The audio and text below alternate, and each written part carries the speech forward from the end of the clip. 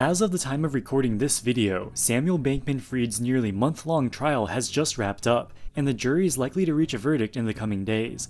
We've covered the FTX saga extensively since the exchange collapsed last November, wiping out the life savings of thousands of customers around the world. Some of the facts are uncontroversial. Both the prosecution and the defense agree that billions of dollars of FTX customer funds were siphoned to its sister hedge fund Alameda Research. The money was squandered, and FTX customers were left holding the bag.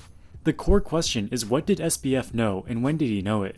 According to the prosecution, SBF masterminded the whole scheme and started stealing customer funds years before the eventual collapse. The defense claims that SBF was oblivious to the multi-billion-dollar hole until the very last days. Throughout the trial, we got a deluge of new information, including damning testimony from SBF's inner circle, as well as electronic records and contemporaneous documentation, which had never been shown to the public before. With this, we can take the most comprehensive deep dive we've ever done into the fall of FTX and the crimes of its founder. This video is brought to you by Airline Intelligence, a new tool that we developed to track airline ticket prices in real time. We track the average ticket prices of publicly traded US airlines to create price indexes, which show comparative ticket pricing trends.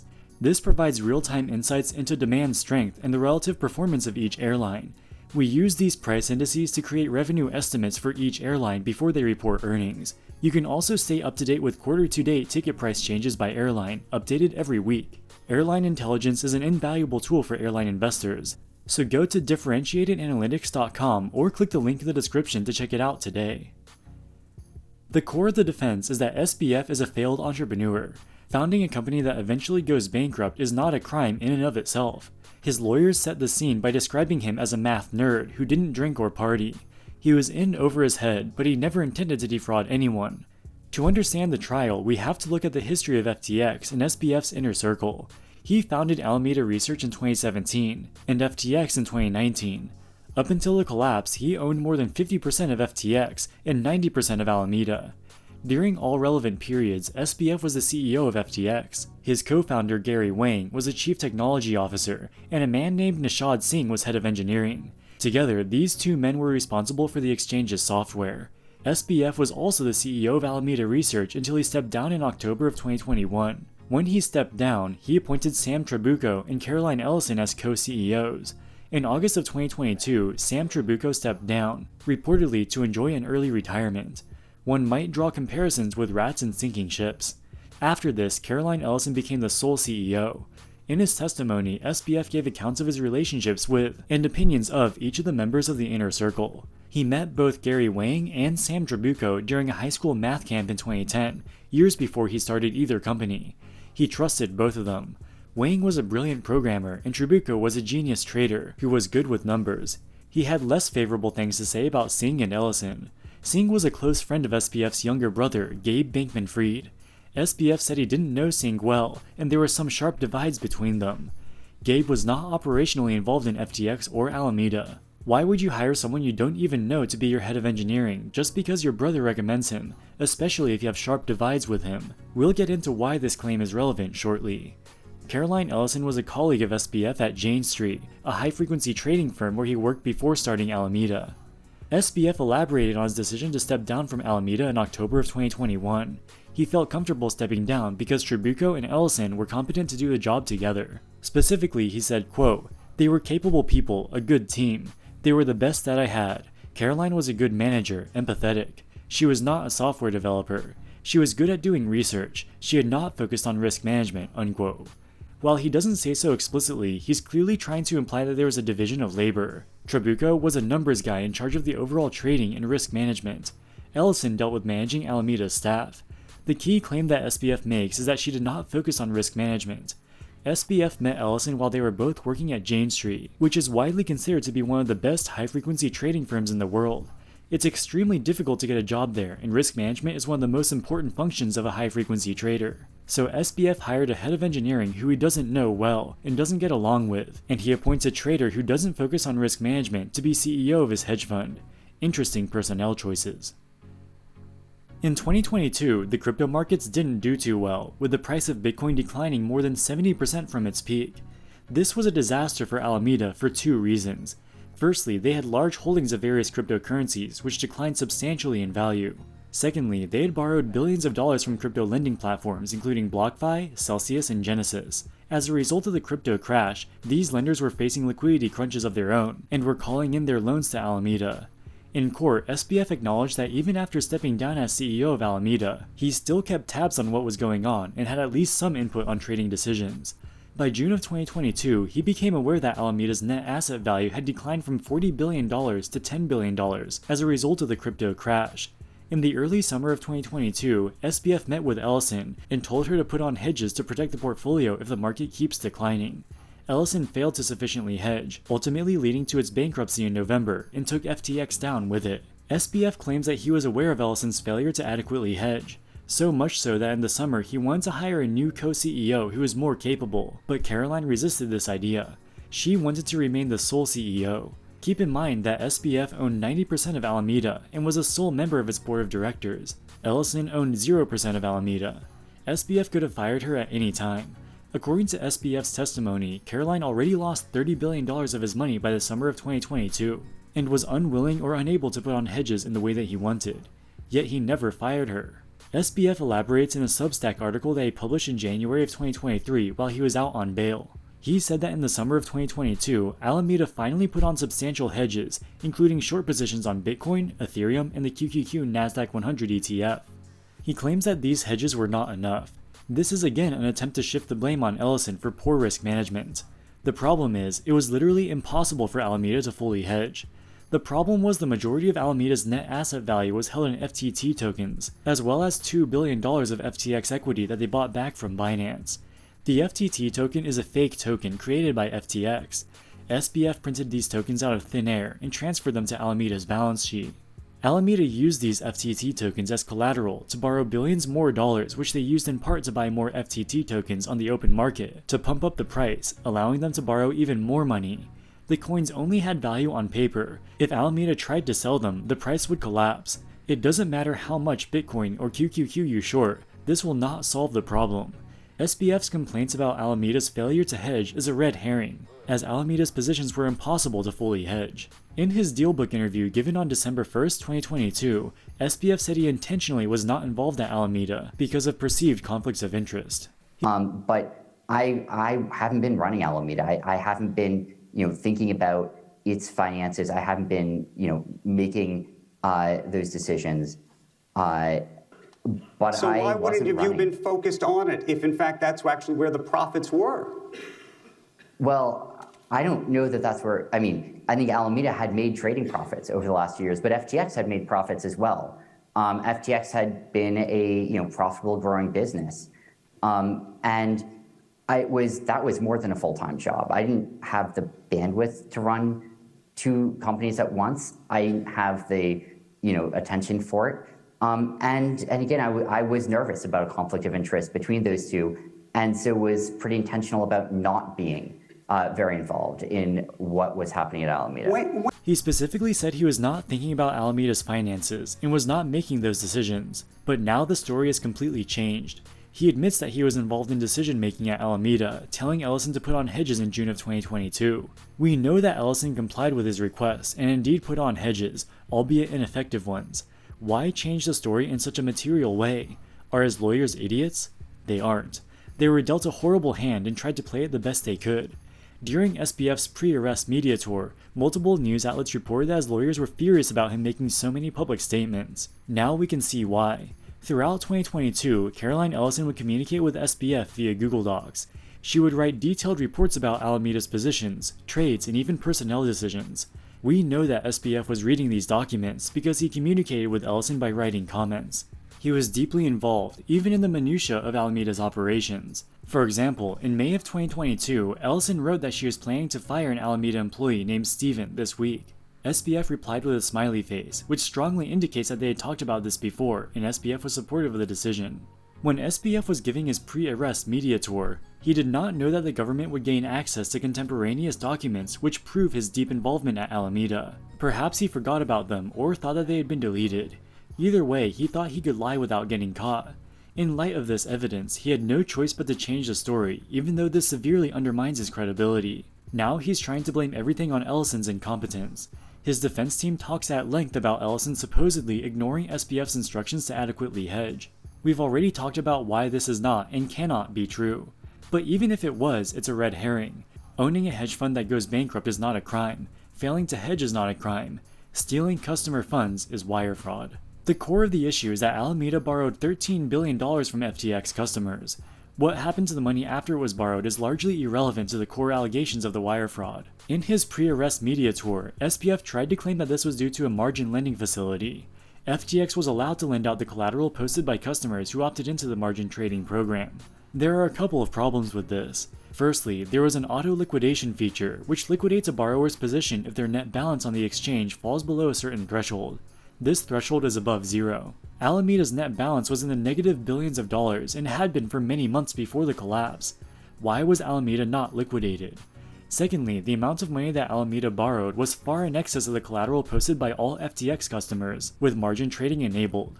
Thus, Alameda borrowed billions of dollars from spot FTX customers whose assets had no legal basis to be lent out. SBF needs to convince the jury that these two things happened with neither his consent nor knowledge. First, let's look at the non-liquidation angle. FTX was founded in 2019 and started to grow very quickly almost right off the bat. This created a situation where their servers and other computing infrastructure couldn't keep up with the massive volume of trades. FTX had something called a risk engine. This was a computer program that monitored all of the margin accounts on the exchange and liquidated any account that fell below their collateral requirements. According to SBF in 2019, the exchange was growing so fast that the risk engine couldn't keep up with the demand and started glitching.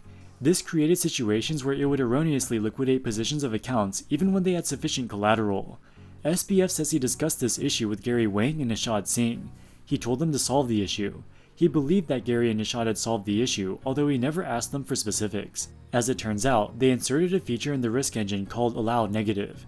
Any account of the Allow Negative feature would not be liquidated, even if its net balance was negative. The Allow Negative feature was only given to Alameda Research's account. According to SBF, he had no idea about this. He never reviewed the code himself. That's why he was blindsided when he eventually found out that Alameda had a negative net position of billions of dollars right before the collapse. The problem is that both Nishad and Gary tell a very different story. They say that SBF instructed them to make the code. At first, the allow negative function was capped at a few $1 million.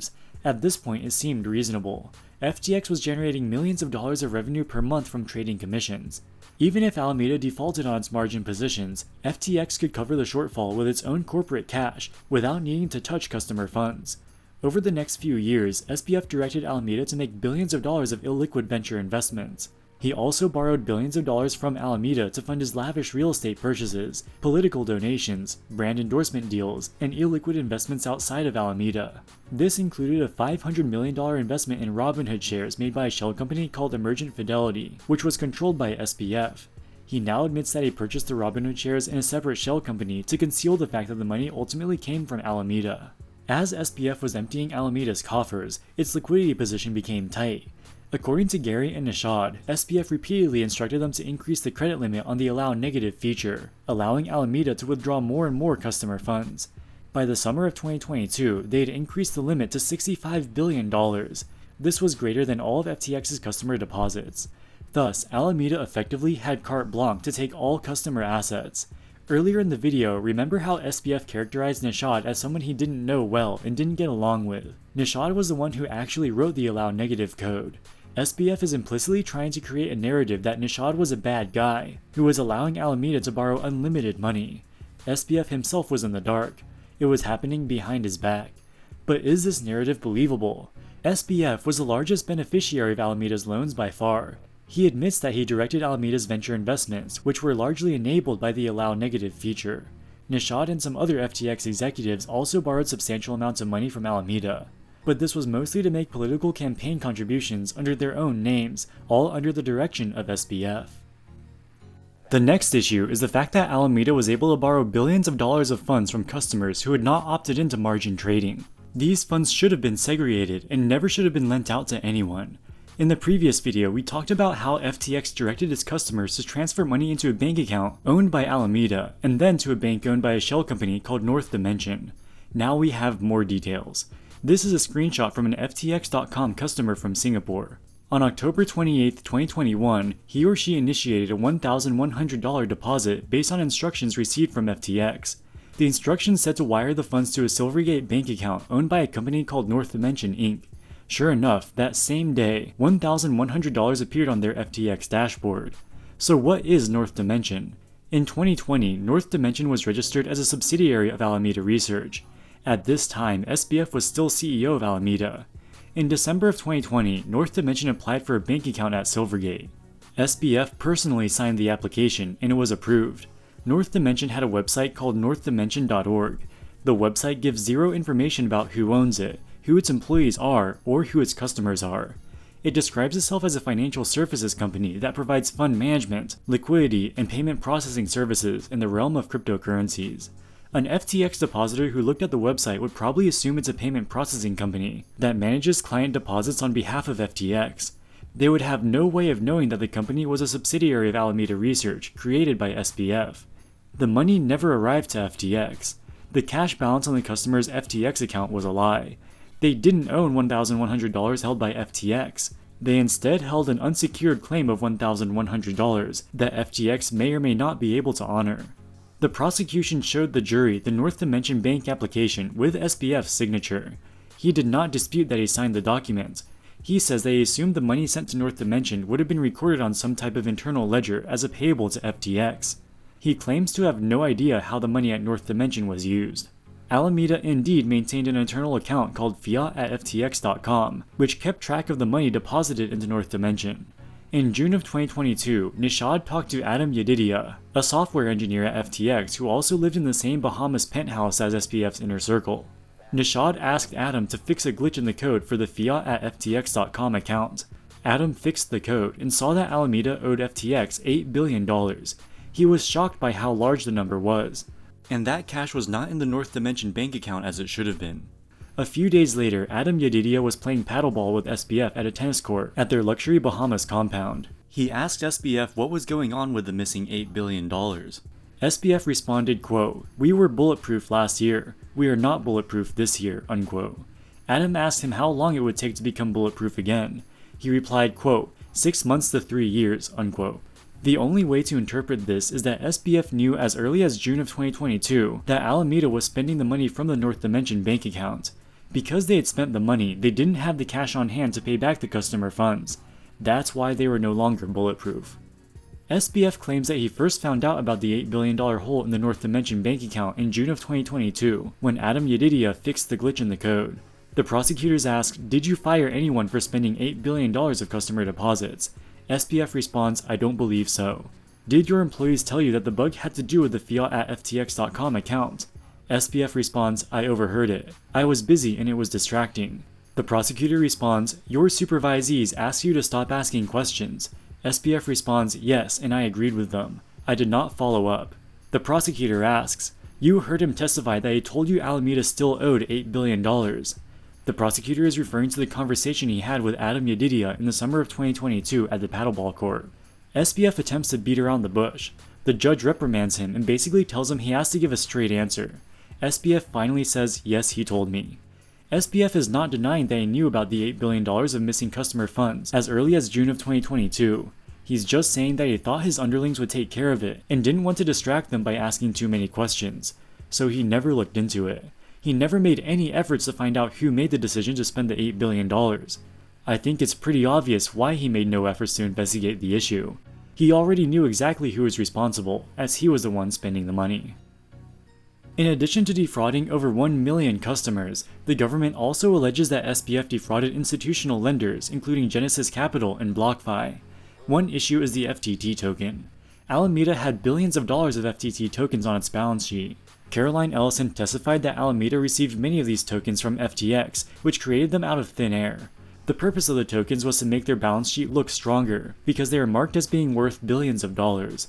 Ellison testified that she viewed this as deceptive because if they ever tried to sell the tokens, they would tank the price and only get a tiny fraction of the stated value. But regardless, she recognized them as assets on the balance sheets that they sent to lenders. On December 5, 2022, SBF gave an almost 2-hour interview on The Block's YouTube channel. The host specifically asked him about FTT. So there was some information, that I, like, as a large shareholder would, So request and get periodically. what But information was made available to you? the information I remember being made available to me primarily were those two things, were, high level aggregate balance sheets and P&L graphs over time. So you saw the balance sheet being heavily concentrated in FTT, and that didn't raise any red flags? I'm not sure that I even saw it broken out by token. Like, I think high level means, like, assets and liabilities and, like, retained income and things like that. So SBF had no idea what coins Alameda owned. Is this true? Forbes keeps track of the 400 richest people in the US each year in their Forbes 400 list. In 2021, 29-year-old SBF was the youngest person on this list, with a net worth of $22.5 billion. According to Forbes, most billionaires prefer to remain private and don't like talking about their wealth. Forbes has to do significant investigative work to come up with a net worth estimate. SBF was different. He proactively reached out to Forbes, offering information. He wanted to be on the list. He went so far as to send them a Google Sheets listing the major assets that he owned. Nothing says effective altruism like bragging about your net worth. In this Google Sheets dated September 2021, SBF listed 4 major assets, which made up the bulk of his net worth. These included the cryptocurrencies Solana, FTT, and Serum, and then his equity stake in FTX. SBF did not directly own the 3 cryptos. They were instead owned by Alameda, and SBF owns 90% of Alameda. We know this because Sam included a row called Alameda Funds Under Management, which exactly equals the value of the 3 cryptos added up. So in September of 2021, SBF knew that Alameda owned 168 million tokens of unlocked FTT, which had a market value of $8.2 billion. To be fair, this was from September of 2021. Sam stepped down as CEO of Alameda Research 1 month later in October. Maybe after he stepped down, he stopped keeping track of Alameda's holdings. Wrong. In August of 2022, he sent Forbes an updated Google Sheet. By this point, Alameda owned even more FTT tokens at 176 million, but the price of FTT had declined, so this was only worth $4.6 billion. These communications with Forbes tell us 2 things. Firstly, he was blatantly lying in his pre-arrest media tour. He knew exactly what coins Alameda owned. And secondly, if you look at the Google Sheets, he only includes the value of Alameda's large crypto holdings. He doesn't include any of Alameda's illiquid venture investments. Why would you not include these? Maybe because he knew that these large illiquid investments put Alameda in a tenuous liquidity position, and he didn't want to disclose this. He also doesn't include any of Alameda's liabilities. This is because the value of the liquid crypto assets was far less than the value of the liabilities. The bottom line is, he gave Forbes extremely misleading data, making it look like Alameda only had liquid assets and no liabilities. He wanted to be on the Forbes 400 so bad that he was willing to deceive them by sending misleading data. Lying to Forbes is not a crime, but it's yet another data point exposing his true character. Now let's go back to May of 2022. Terra Luna blew up and 3 Arrows Capital went bankrupt. This was a major disaster for a number of crypto lenders who lent money to 3AC, including Genesis Capital. Genesis now found itself in a precarious financial position. They wanted to reassess their other loans, including billions of dollars of loans they made to Alameda Research. So they asked Alameda for a balance sheet. Caroline prepared the balance sheet, but it didn't look good. It showed billions of dollars of so-called FTX borrows. That's the money they siphoned from FTX customers. It also showed billions of dollars of related party loans to SBF and other senior executives. Neither of these entries looked good. Before sending the balance sheet to Genesis, she sent it to SBF for approval. SBF told her to make alternative balance sheets that didn't look as bad. So Caroline created a Google Sheets with 8 different tabs. Each tab had a different version of the balance sheet, some of which excluded the liabilities to FTX customers and the related party loans. SBF chose version 7 to send to Genesis. Version 7 excluded the FTX borrows and related party loans. In the words of the prosecutor, SBF chose the version of the balance sheet that excluded the crimey, fraudy stuff. There were electronic records showing that SBF was sent the Google Sheet. He claimed that he only saw one version of the balance sheet. He gave it a cursory glance and approved it. He didn't notice that there were 8 tabs. Unfortunately for Sam, Google records metadata on Google Sheets. The metadata showed that his Google account viewed every single one of the 8 tabs. On November 6, 2022, the house of cards finally came crashing down when Binance CEO CZ tweeted that his firm would liquidate its entire holdings of FTT. Remember that, according to SBF, he didn't even know that Alameda owned large amounts of FTT. And if everything was above board, the price of FTT would have no impact on FTX's solvency or ability to honor customer withdrawals. Yet on that very same day, just hours after the CZ tweet, SBF was talking to Caroline Ellison, helping to devise a PR narrative to support the FTT price. Caroline suggested that she could send out a tweet saying that they would buy the FTT from Binance for $22 per coin. This tweet had two purposes. Firstly, it would portray Alameda as having significant liquidity to the extent that they had the cash on hand to buy Binance's FTT holdings. Secondly, it showed that Alameda still had confidence in FTT's value. They believed that this would have a favorable impact on market sentiment. Of course, it was all a lie. Alameda did not have the liquidity to buy Binance's FTT holdings, but SBF was fine with it because he believed that Binance wouldn't take them up on the offer. The offer to buy the coins for $22 was a bluff. After receiving Sam's approval, Caroline posted the tweet. She confidently predicted that the price of FTT would increase as a result. She was wrong. The price continued to freefall. SBF's next message is very telling. He said, quote, "Guessing it makes sense to speed up freeing capital, seeing significant withdrawals," unquote. He knew that FTX didn't have the cash on hand to honor customer withdrawals. Alameda needed to fire sell its illiquid venture investments and other assets as soon as possible in an attempt to free up cash. Yet the very next day, November 7, 2022, SBF puts out a tweet saying FTX is fine, assets are fine. He knew that FTX was not fine. He knew that the assets were not fine. At least since June of 2022, and probably as early as 2020, SBF knew that customer funds were being siphoned to Alameda. He was the one spending the money. This tweet was his last-ditch effort to deceive customers. Shortly thereafter, SBF started his media tour. On Christmas Day, December 25, 2022, SBF wrote a diary entry which confirms what we all suspected. His media tour was a carefully calculated PR stunt. It was all a lie designed to deceive the public. He literally wrote a section on his diary entry called Notes on PR, which memorializes misleading talking points. The version of the diary entry released by the government is heavily redacted, but we can still get some key insights. In his media tour, he repeatedly said that he wasn't concerned with personal consumption and was only focused on trying to help customers. Yet in his personal diary, he wrote, quote, "Should I try calling up the broker Hood is with and see if they'll just give me the shares without thinking about it," unquote. Hood is the ticker symbol of Robinhood. He bought $500 million worth of Robinhood with stolen customer money. He was worried that these shares could be seized by the bankruptcy court, so was thinking about trying to cash them out before this could happen. Even as the walls were crashing down, SBF cared about one person, SBF. He wanted those Robinhood shares for himself. God forbid that they be seized by the bankruptcy court and be used to compensate his victims. The final piece of the puzzle is the motive. Why did SBF risk spending the rest of his life in prison to commit one of the largest financial frauds in US history? What did he get in return? Here we have to delve into the realm of speculation. We know that SBF loved talking to the media. He wanted to paint himself in as positive of a light as possible. He wanted people to like him. Before FTX, Sam was a nobody. He wasn't particularly good looking or socially adept. He attended math camps in high school. He wanted to shoot TikTok videos with Tom Brady. He wanted to take selfies with Katy Perry at the Super Bowl. The only way he could get a seat at the table with these celebrities was to pay them, and a lot. FTX spent $1.13 billion on celebrity endorsements and sponsorships.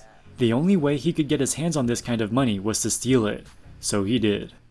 As of the time of recording this video, the jury has not yet reached a verdict, but the evidence is so overwhelming that a conviction appears all but inevitable. He will have decades to reflect on whether his 15 minutes of fame was worth the price. Alright guys, that wraps it up for this video. What do you think about SBF? What do you think is a fair sentence for his crimes? Let us know in the comments section below. As always, thank you so much for watching and we'll see you in the next one. Wall Street Millennial, signing out.